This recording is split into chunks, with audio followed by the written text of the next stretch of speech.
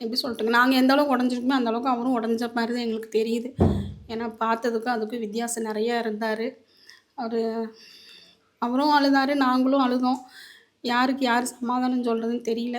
ஆனா அவர் எங்கள கைய விடவே இல்ல. கடைசி வரைக்கும் கைய புடிச்சுட்டு கீழயே தான் உட்காந்துருந்தாரு. எங்கள எந்திரிக்கவே விடல. காலுக்கிட்டயே தான் உட்காந்துருந்தாரு. உட்காந்து பேசினாரு.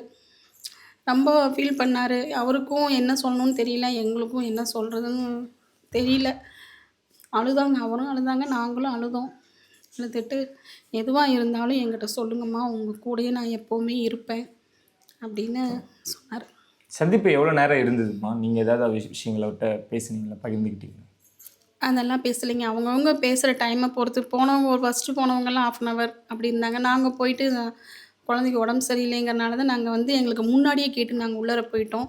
ஏன்னா 2 குழந்தையும் அழுதுகிட்டே இருந்துச்சு. அதனால சரின்ட்டு நாங்க ரொம்ப நேரம் பேசல. முக்கியமா பேசுறது பேசிட்டு, ஆறுதல் சொன்னாங்க. நாங்க அதெல்லாம் பேசிட்டு அவ்வளோதாங்க வந்துட்டோம். பெருசா நாங்க எதுவும் அவர்ட்ட பேசல.